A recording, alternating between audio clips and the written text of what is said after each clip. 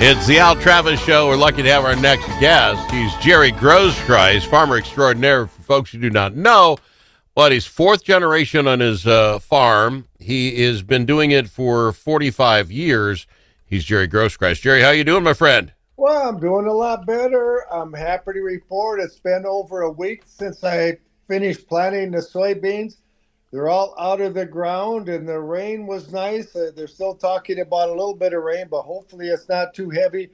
I'm almost satisfied with the weather, although I'd like it to warm up just a little bit. I don't want to get cold. You can't be happy. This is the wonderful thing about you farmers. So we go into it, and it's like, how quickly can we get out in the field? And you guys had, 10 days of perfect farm weather. I mean, it was 80 degrees. The sun was out. I actually talked to my golf buddy who's a farmer. Everything was done. And you guys got done with, you weren't skirting the clouds coming in. You're done 2, 3, 4 days before even the hint of rain, right? Yep. Well, and it even kept me out of trouble. How's that? Well, you remember Mother's Day? Yeah, that was a Sunday. I do recall that, yes. Yes, and I was planting beans Saturday night, about 8 o'clock. I get a text message from daughter. Oh. And Laura goes, Dad, just a reminder, Annika plays in the bell choir in church tomorrow morning. And then there's a Mother's Day lunch. We don't think it would be a good idea if you skipped out on us and planted beans. So did you finish planting all the way to the wee hours of the morning to say, hey, I got great weather, I'll do it on Monday? No, I actually believe the 2 weather apps on my cell phone that wasn't talking about any chance of rain for a number of days yet. Yeah. So I went home Saturday night. I did go out Sunday afternoon to plant beans, and then I finished Monday night instead of Sunday night, and we still had time to spare. And that was what was so nice about it. When you go through like a year ago with all of the rain, whenever you could go in the field, you felt the pressure every minute, every second has to count. It was kind of nice to go through just a relaxing. There were a couple of times I got home about 9 o'clock, and Louise was shocked when I got home. And I said, well, no rain in the forecast, so what difference does it make if it takes there you go. You don't have to push quite so hard. This is the Al Travis 2 weeks in, 2 weeks out method. I love this. So then y'all get it in, and this is my buddy again. It's all in, it's sitting there. And no sooner than he gets that in, and we're golfing on a beautiful day, whatever Wednesday it was, he's complaining, well, I sure could use a couple inches rain to put on top of this, So all of a sudden he's got the nervous Nellies going on because we haven't had rain in a long time, and those peas, they're going to need it. I said, what do you need? He goes, I think we could take a nice slow 2 inches and we'd be set perfect. Come Monday and Tuesday this week, right? It rains down here in southern Minnesota. Nothing freaky. 1.5 inches, 2 inches all across the county where your fine farm is. Almost it's satisfied. Yeah, it's almost like you turn the faucet on yourself. I mean, you're that close with God, I suppose. Can you be sitting any better today? I mean, in farming life, this has got to be, at least you're set for success. We don't know what's coming next. But you're about as good as you can get right now. Although I do have some neighbors, I didn't get hurt too bad. But remember, some of us planted a little bit of corn those few days before Easter, even though it was cold. Well, most of that corn, it looked really good. It was 3 inches tall. You remember it got a little windy earlier this week? It sure did, yeah. Yeah, well, in some parts of some fields, that the dust was really blowing, and it really beat up and cut up the corn. And it kind of looks like it's growing back. But it happened to me once a number of years ago. I could look up because, talk about a break, that was the first year on your crop insurance, you could buy the, quote, wind endorsement on your corn. I bought the wind endorsement because it was really cheap. And I had about 15, 20 acres that didn't grow back after that big wind cut it off. So, there's always something, and you buy as much insurance as you can, because I like to sleep at night. But it looks like all this corn that got beat up so bad, because there were about 3 or 4 days where we had some 40, 50 mile an hour wind gusts. Let me ask you this when it comes to tiling. Like, there isn't a farmer anymore who got his fields all tiled up. So I thought the idea of needing 2 inches of rain seemed like a ton. My yard got the same amount of rain. There's puddles lying around. I get that doesn't going to hurt me. But I could have used an inch, would have just parked the grass, I would have been fine. Is it the tiling that you guys do so much work getting that water off the ground as quickly as possible? You need 2 inches just to get some of it to soak down to those beans to start working? No, not necessarily, because all that the tile does is take the excess water in the soil profile that the soil particles the soil cannot hold on to. So you got that excess water away, and now then you can absorb more when you do get the heavy rain. How far down's a tile? Because, again, I know corn goes very deep. I don't know how far a soybean goes down. But with a 2-inch rain, I mean, that's going to go further down in the soil than 2 inches. How far will 2 inches go down? I presume that's how far the corn will go down. Doesn't have. My point is, I guess the corn doesn't got to work very hard. Water's right there. Yeah. Although you like it a little bit drier when the corn, after it's going to have those roots go deep, because then you have a deeper root system. You're covering more soil profile if it gets dry in July and August. Okay, gotcha. By getting that excess water out of there, it allows the roots to go deeper, penetrate deeper for when it does get drier. And the other thing, a lot of people think, well, we put that tile in, now you get a big rain, now more water is going to be in the rivers and the creeks, more erosion. Actually, the reverse happens, because when you have taken all that excess water slowly out of the soil profile through the tile, now you get a heavy rain. Now it's like a sponge that you took the excess water out, so the soil can soak up more moisture before it starts to run off. All right, I'll try to find. Again, how far down is a tile?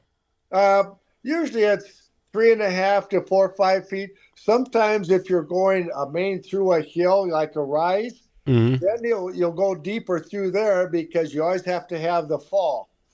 But let me ask you this, though, and if that's all the further down it is, I guess I thought it was further down.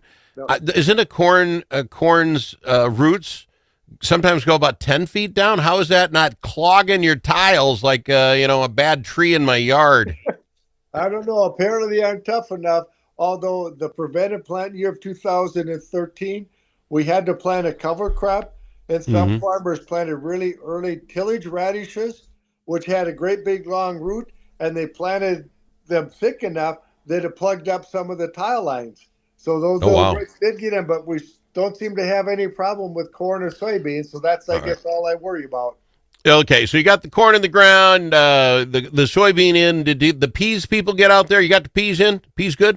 Well, when I did get done, I bothered Sabrina, my agronomist, with bird's eye, and she was taking a wait and see till after this rain, because typically in a normal year, it's late May before they want to plant my peas, and they want me to plant the sweet corn, because they got tons of farmers and they space it out because they can't. They don't want the peas, sweet corn ready all at the same time. Boy, it's mind-boggling. They've got it down to a science by growing degree units, the high temperature, the low temperature, as to when they plant, when it'll be mature, so that the factory can process all of it that's ready. It's mind-boggling about how efficient, what they figured out, how to do what they do. So when Sabrina says jump, I say, yes, ma'am. How high and what direction? I love that. Let's go to break early, and then we'll talk about the heat units. Now, I presume you guys got everything you needed to plant. You got the rain now that the seed's in the ground. I presume you got something on your wish list that you can't live without, and we'll talk about that coming up right after this. It's the Al Travis Show, and we're lucky to have him. He is our farmer extraordinary, Jerry Groskreutz. More right after this on the Al Travis Show.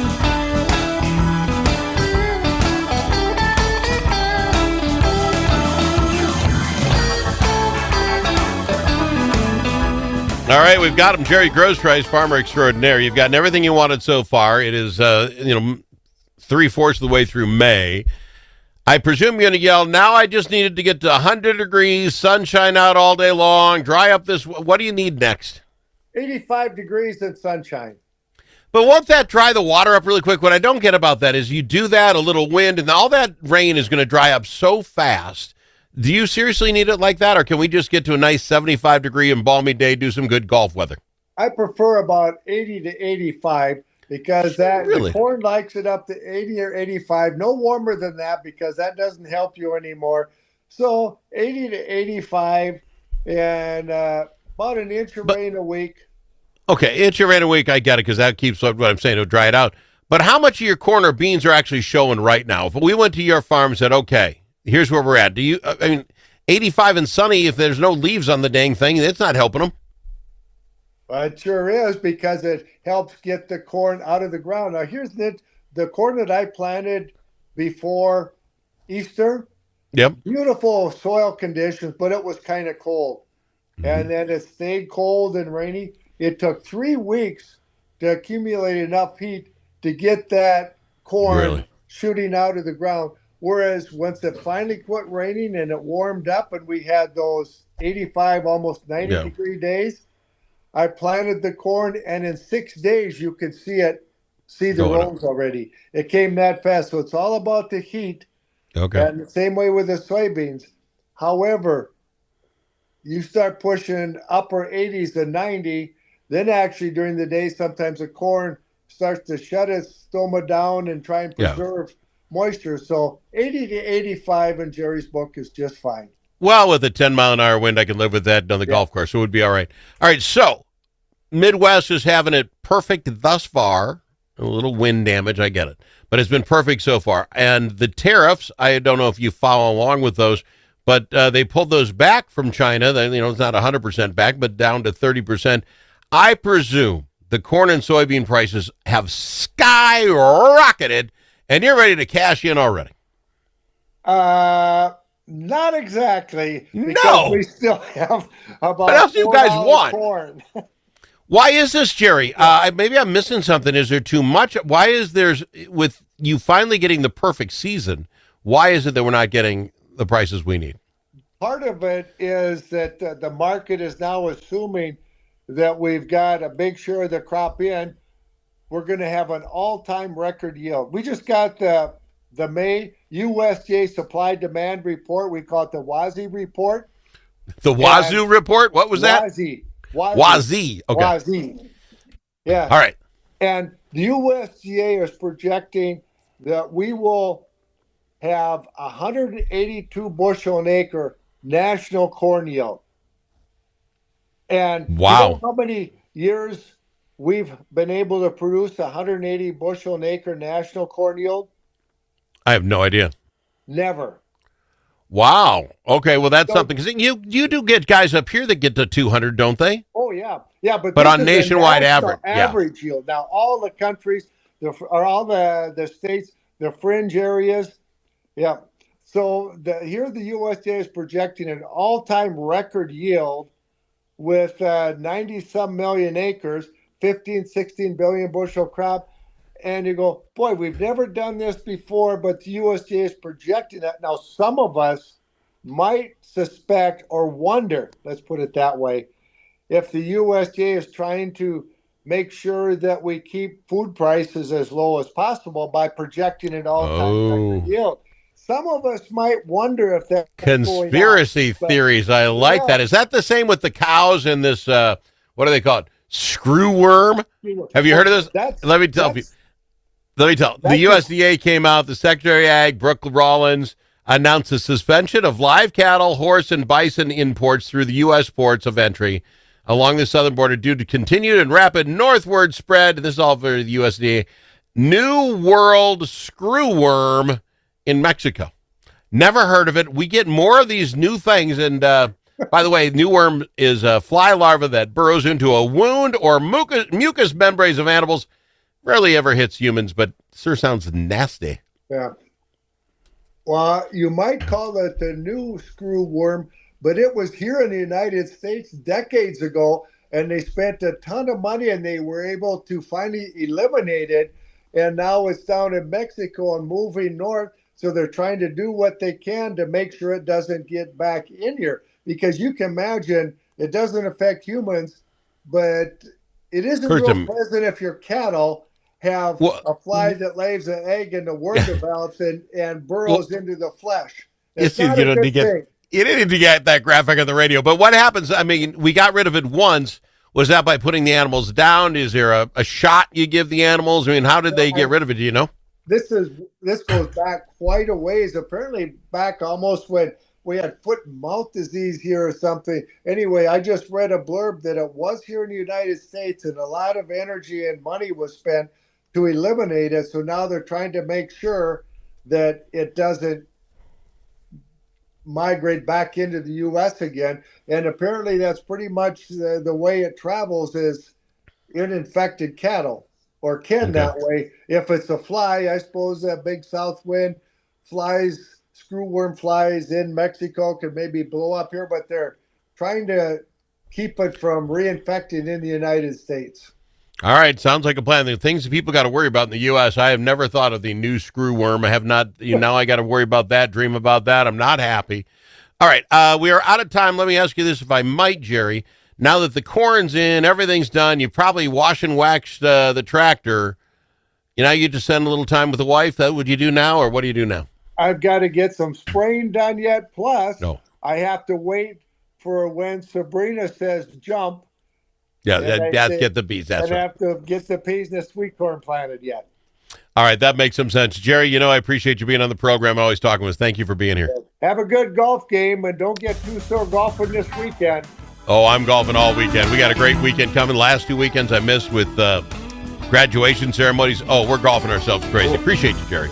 Appreciate it. Jerry Groskreutz. You bet. Jerry Groskreutz, farmer extraordinaire on the Al Travis Show. Appreciate him being here. We'll be back with more right after this.